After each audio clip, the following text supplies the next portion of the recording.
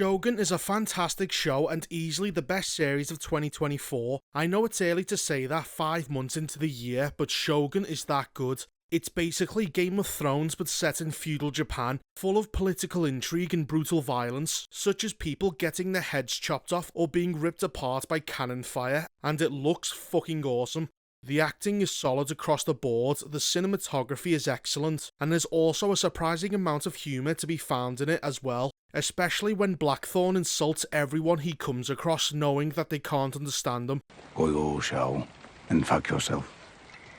You snivelling little shitbag. The premise is about an English Protestant called John Blackthorn on a mission to find Japan and to disrupt the trade monopoly that the Catholic Portuguese has with the country. But when he finally discovers this hidden island, his crew are nearly all dead and he ends up being taken hostage by Lord Toranaga, one of 5 lords currently engaged in a power struggle ever since the previous ruler died. Seeing the advanced weaponry the English have, he seeks to use John to gain an edge over his rivals, and if he can succeed, he will rule Japan and be given the title of Shogun. Blackthorn, who doesn't speak the language, is accompanied by a woman called Mariko, who is a Japanese Catholic that serves as his translator. She has a tragic past and is trapped in a loveless marriage with her abusive husband. She endures an enormous amount of pain and suffering, but remains stoic because that is the proper, honourable Japanese custom, which John, being a foreigner, doesn't understand.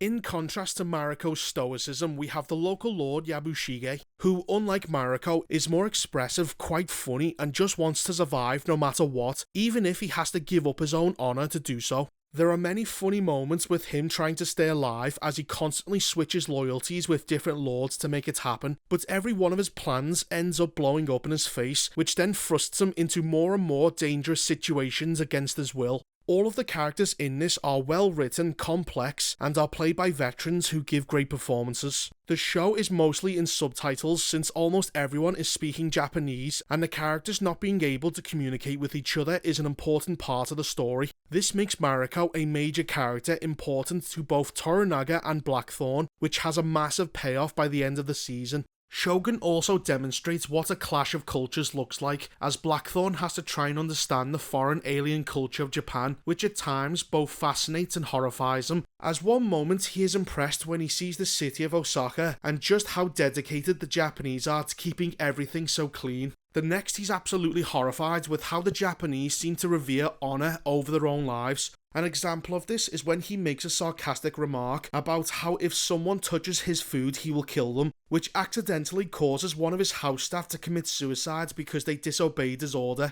The differences between these two cultures has been executed in an intelligent and interesting manner, as it doesn't portray one as superior to the other. It's obvious that they come from different places and have a different set of values that the others don't understand. The writers are mature enough to understand this and have explored it properly. They've even managed to write real strong female characters. Oh my God! They don't try to replicate the strength of men because they can't, so their strength has to come from their character. They don't lecture the men about how hard it is to be a woman because it's feudal Japan and 99.9% of the people living there are struggling to stay alive. They endure their hardships with stoicism and fulfill their role in society with dignity, and they don't just want to smash the patriarchy like in every other historical drama that comes out nowadays. They feel like real people with real problems, such as having their entire families being put to death, all because they simply insulted a lord, or having to work as a sex worker just to avoid poverty.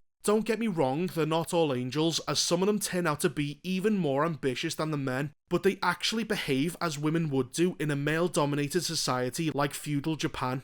Now, some people might find the ending to be somewhat anticlimactic, since it doesn't end in one big enormous battle like most people were expecting, but it ties everyone's story arc together quite nicely, especially both Mariko's and Toranaga's.